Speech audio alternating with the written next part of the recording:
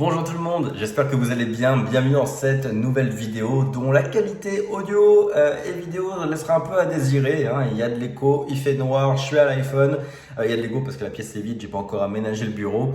Mais quand même, je voulais ce soir refaire une vidéo un peu chill pour vous parler d'un sujet qui me semble super important. J'aimerais vous expliquer comment faire pour signer des contrats à 3, 5, 10, 15 000 euros par mois d'honoraires. Parce que trop souvent, quand je partage ce genre de chiffres dans mes vidéos YouTube ou autres, on me dit mais c'est pas possible. Tu peux pas facturer une boîte 5 000, 10 000, 15 000 par mois pour de la gestion de pub, pour un site web ou autre.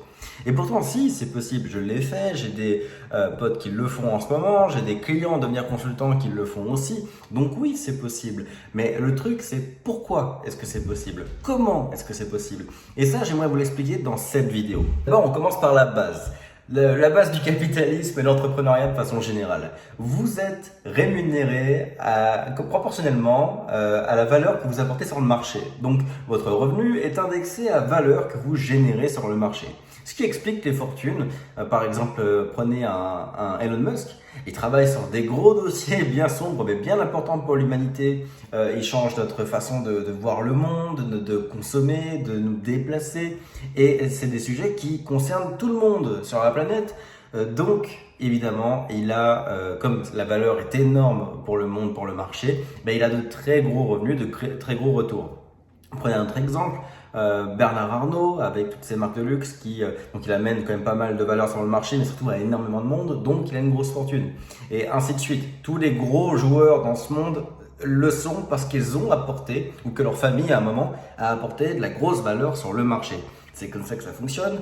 Il y a le marché, il y a vous qui apportez de la valeur et puis il y a le marché qui vous transmet des revenus, des gains. Donc, vous comprenez que vos gains sont indexés sur la valeur que vous générez. C'est aussi indexé sur la responsabilité que vous portez. Vous comprenez bien que ça, c'est plus dans le monde salarial, par exemple. Votre poste a des responsabilités et selon les responsabilités que vous avez dans votre poste, vous êtes plus ou moins rémunéré pour. Pareil, dans le cadre de la gestion de campagne de pub, par exemple, plus vous gérez de budget, plus vous générez de résultats et plus vous allez gagner de l'argent. Donc, du moment que vous comprenez que votre revenu est indexé sur la valeur que vous apportez, vous comprenez que c'est en apportant énormément de valeur que vous allez gagner énormément d'argent. Et du coup, là, je vais aller sur le tableau blanc et je vais vous illustrer pourquoi vous vous tendez vous-même un piège qui vous bloque en termes de revenus. Vous allez comprendre. Je vais allumer la lumière d'abord, puis on va aller sur le tableau blanc et je vais vous expliquer pourquoi est-ce que vous vous capez vous-même vos revenus. Ok, alors j'allume la lumière et on va sur le tableau. Alors j'écris pas très bien, mais vous allez comprendre. Je vais vous faire les petits dessins, vous allez comprendre ce que je veux vous présenter. Bon, alors déjà, on va comprendre ensemble pourquoi est-ce que vous avez des revenus qui sont capés dans la plupart des cas. En gros, la plupart des consultants qui démarrent vont aller voir des TPE, des PME, etc. autour de chez eux, généralement des petites boîtes. Donc vraiment des petites entreprises type boulangerie, petits restaurants, etc., etc. Et donc, je vais vous expliquer une chose. Prenons par exemple le cas d'un garage. Un garage de mécanique, ok ? Donc voilà, j'écris pas très bien comme je vous l'ai dit, mais bon. Le garage, imaginons qu'il a 3 employés, et que c'est un garage qui a, on va dire, 3 portes, voilà, avec 3 postes de travail. Donc il a 3 employés. Et ces 3 employés ont une capacité de 10 interventions par jour chacun. Ça fait un total de 30 interventions par jour. Et si on dit que chaque intervention rapporte 100 dollars, ça fait un total de 3000 dollars. Potentiel, parce que c'est pas forcément, c'est pas garanti qu'ils vendent tous les jours 30 interventions, mais potentiellement, ce garage a la capacité de générer 3000 dollars par jour de chiffre d'affaires. Maintenant, là-dessus, il a tout, ça c'est le chiffre d'affaires, donc il y a des coûts, donc on enlève les salaires, on enlève le bâtiment, les outils, les machins, etc. Disons que, et je pense que je suis optimiste quand je dis ça, disons qu'il fait 500 dollars de profit. Ça, c'est son profit par jour. Ça veut dire sur 5 jours de semaine, 5 jours de travail, ça veut dire 2500 par semaine. Ça veut dire 10 000 par mois, ok? Bon, effectivement, je pense que je suis quand même assez optimiste pour les chiffres d'un garage, mais même là, disons qu'il fait 10 000 de profit. S'il est à son maximum de production, il a 10 000 de profit par mois. Bon, vous comprenez que si vous arrivez, vous faites son marketing, vous lui remplissez, vous êtes un très bon marketeur, très bon publicitaire, vous lui remplissez les 30 interventions par jour, tous les jours où il est ouvert. C'est génial, mais en attendant, ça ne suffit pas pour gagner 10, 5 ou 15 cas par mois. C'est pas suffisant. Là, vous le générez, dans le meilleur des cas, dans le meilleur des mondes, vous le générez 10 000 par mois de profit. C'est impossible de lui demander à 5, 10 ou 15. Vous n'allez pas lui prendre 50% de ses profits au pauvre garagiste. Vous n'allez pas lui prendre 100%. Vous pouvez au mieux, dans ce cas-là, demander 1000, 1500, et puis bon, bah, vraiment s'il est sympa, 2000. Mais même ça, dites-vous bien que là, c'est 20% de ses profits que vous allez lui prendre pour seulement 2000 d'honoraires. On est encore très très loin des 5, 10 ou 15 000 par mois. Mais il est où le problème en réalité quand on regarde ça? Ben, le problème, c'est la nature de l'entreprise en elle-même.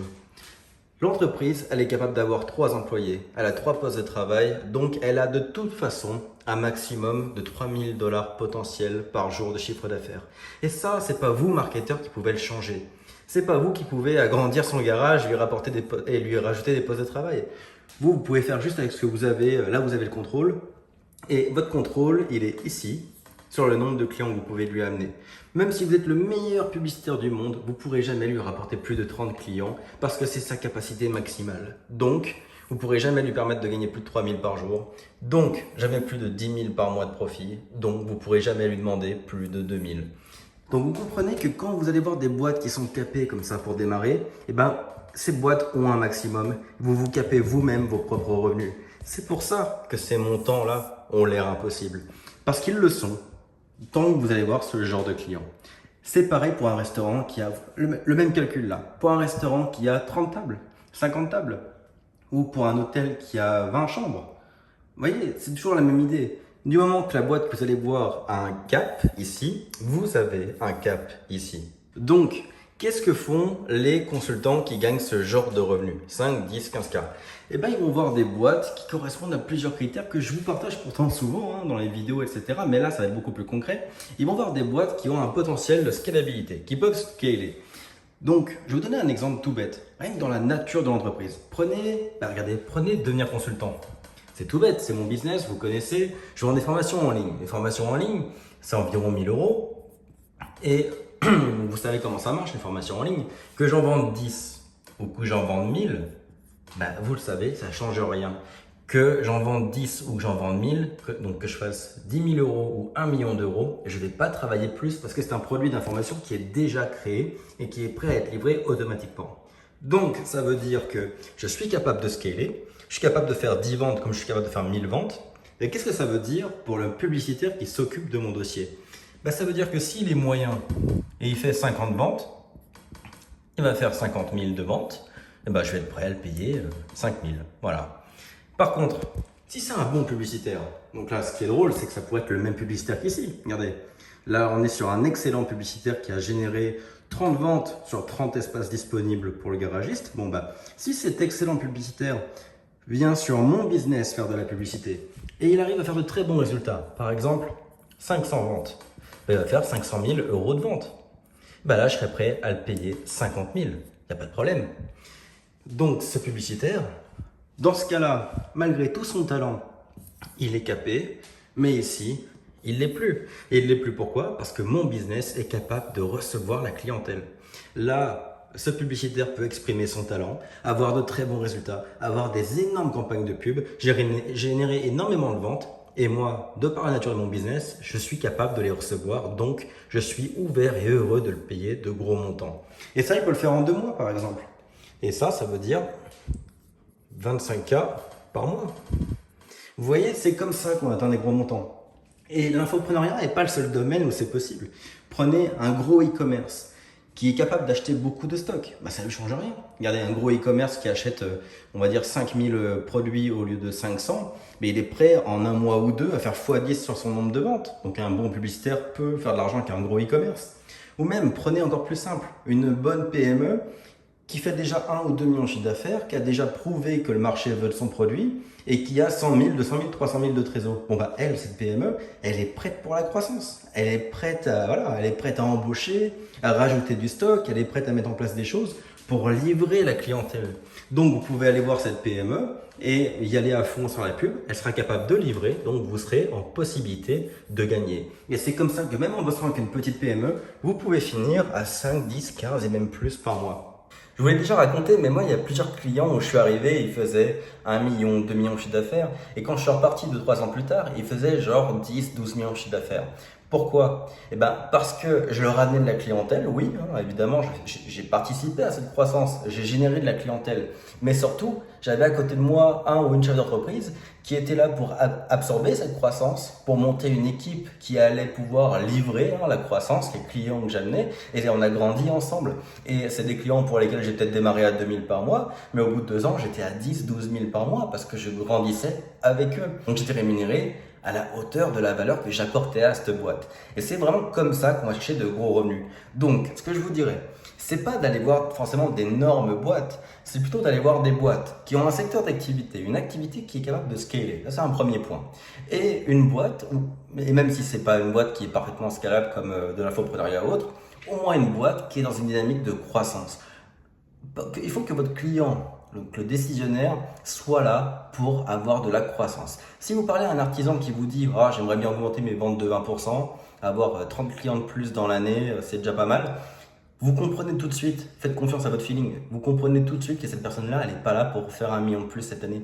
Elle est là pour augmenter un petit peu son volume de vente et augmenter un petit peu son revenu. Mais vous, c'est pas ce que vous cherchez. Vous voulez vous rapprocher de boîtes qui sont là pour gagner, pour croître, parce que vous allez vous coller à cette croissance et récupérer des revenus corrélés à cette croissance. Donc vérifiez bien quand vous allez voir des prospects que vous adressez à des business qui peuvent croître et dont les décideurs veulent croître. C'est super important. Donc voilà, j'espère que c'est clair. Dites-moi en commentaire si malgré le format et tout, cette vidéo vous a plu et si le sujet était clair. Si c'est le cas, je pourrais vous expliquer d'autres petits trucs comme ça. Ça fera plaisir de faire des vidéos plus courtes de genre 10 minutes avec l'iPhone tout simplement et le tableau blanc. Ça me fera plaisir, j'adore ça. Donc dites-moi ce que vous en pensez. Dites-moi si vous voyez mieux ce que je voulais vous représenter aujourd'hui. Et sur ce, je vous dis à très bientôt pour une prochaine vidéo qui cette fois sera faite avec peut-être un peu plus de soin au niveau de l'audio et de l'image, je vous rassure. À bientôt.